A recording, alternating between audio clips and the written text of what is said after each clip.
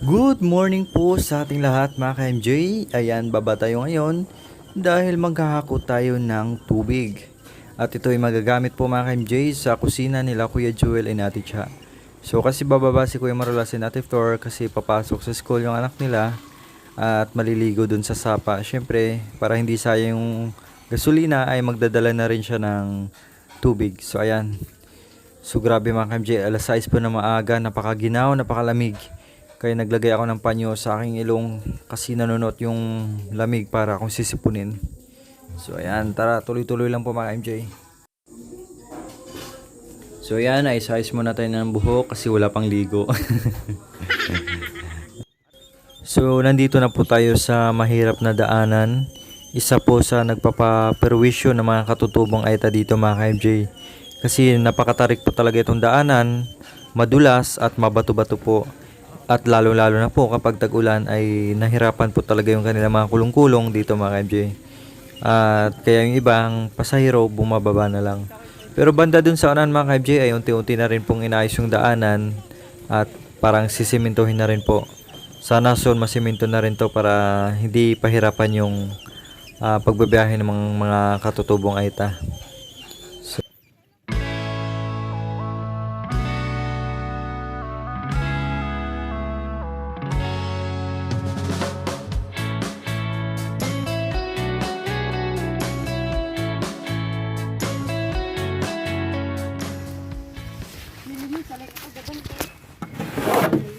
Labay mo mandila. Mandila ka na. Masarap yung tubig sa umaga.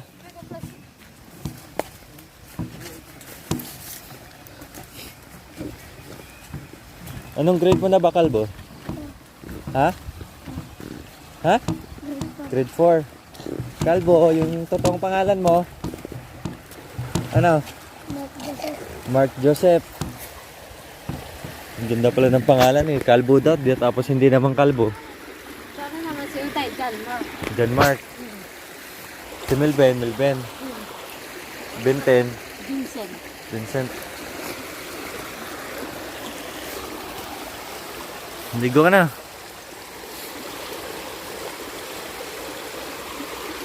Tapos si Marco. Tapos yung asawa si Florindo.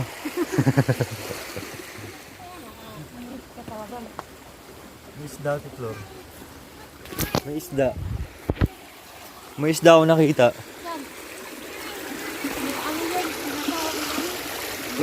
Ano mga kalbo? Isda o tuyo? Ayun o. Ano nga? Tuyo? Hindi, ayun o.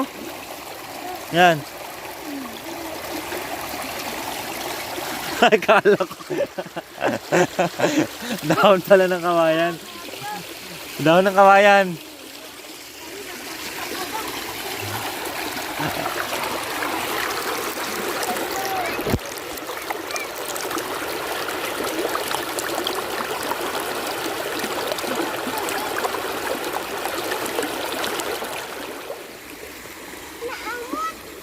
Yan, dito kami mag-iigib kasi panghalo lang po ito sa semento. Pang semento lang po yan, kaya dito. Mandilo ka na, Kalbo.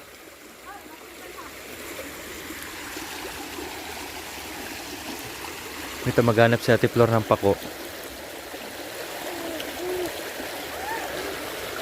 Marami kasing kumukuha dito ng pako kaya naubusan ko minsan eh.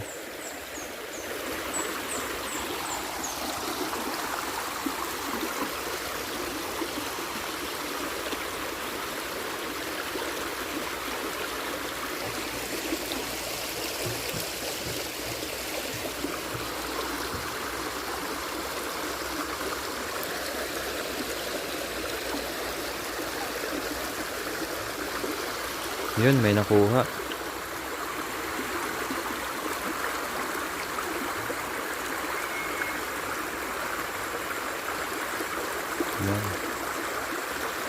Ang galing nila maghanap ng pako, no?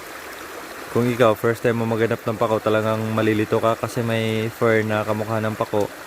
Yun ay makukuha mo. Ay hindi naman kinakain daw yun.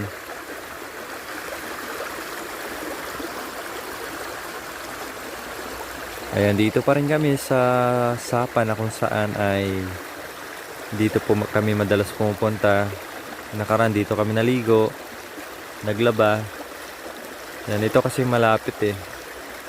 Medyo malayo din naman siya, kailang sasakay ng kulong-kulong siya. Hindi ka na maglakad na malayo. Unlike sa dun sa Sibol, napakalayo talaga. Yan.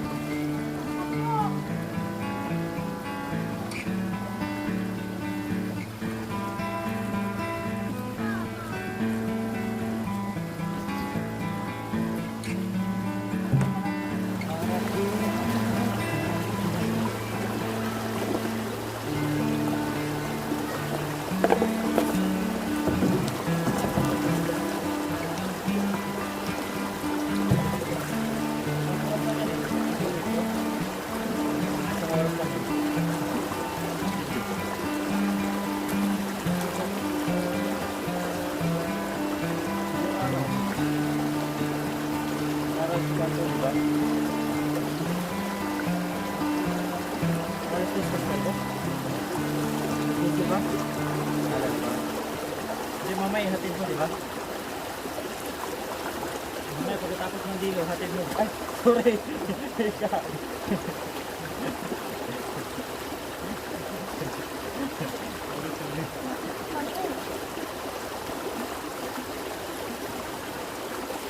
Pinatong ko na dulas. Kung hindi nakita ni Grey Morales, wala na.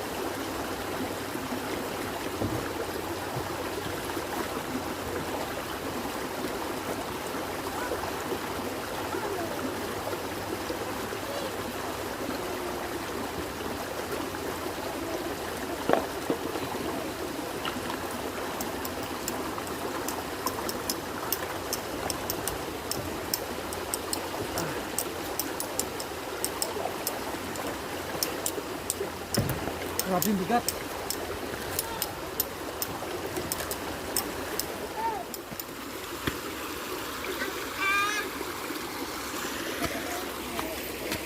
Mga 50 kilo siguro to.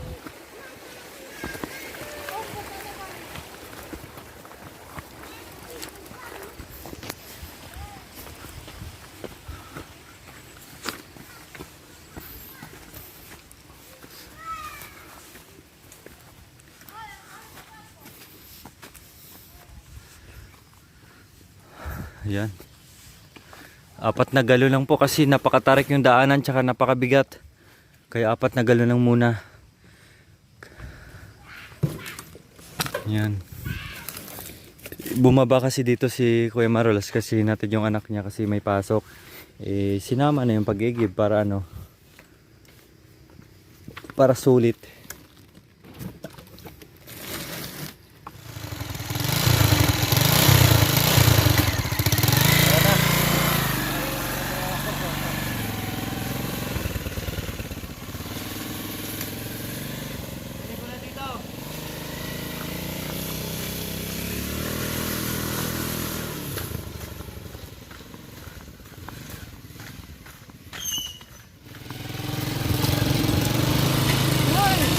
Ay, bakal. Sana all naligo na. Sana all mabango.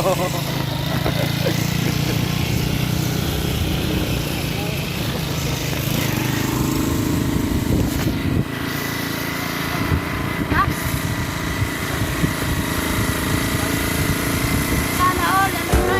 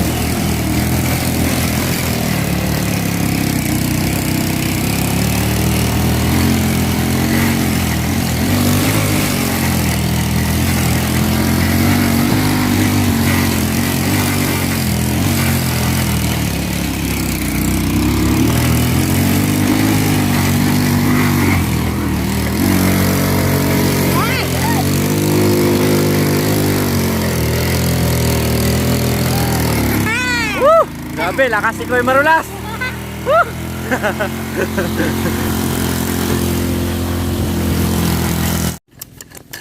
Tayo na kanina. Kapos muna pras. Ayos na? Una ka na.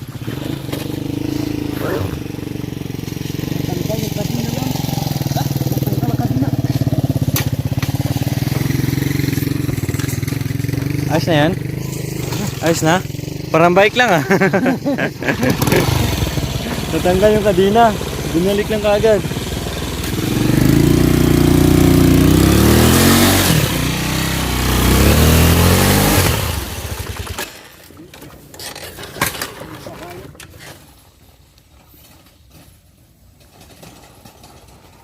Buboylo lang si Kuya Marolas.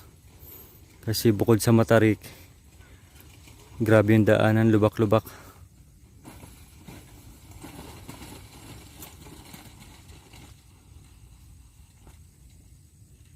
Natanggal yung kadina kaya huminto kami. Akala ko naputol talaga, buti na lang na ano lang natanggal lang. Hindi siya naputol. Ibinalak niya lang din kaagad.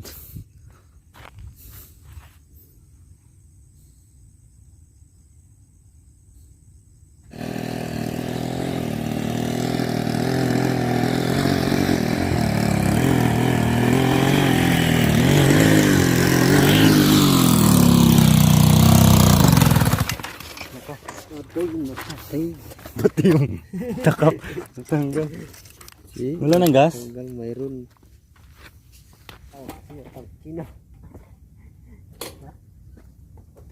Magaling ko tayo. Ganun, ganun.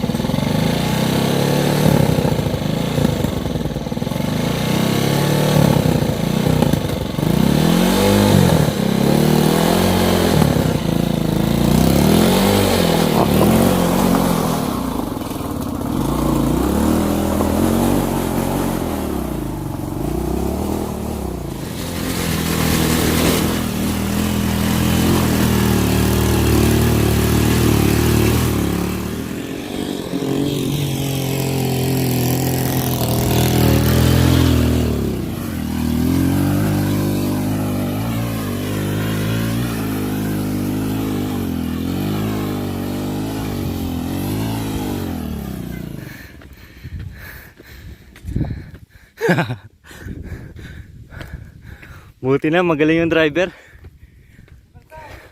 Kahit matanggal pa yung kadinay, kakabit lang yan.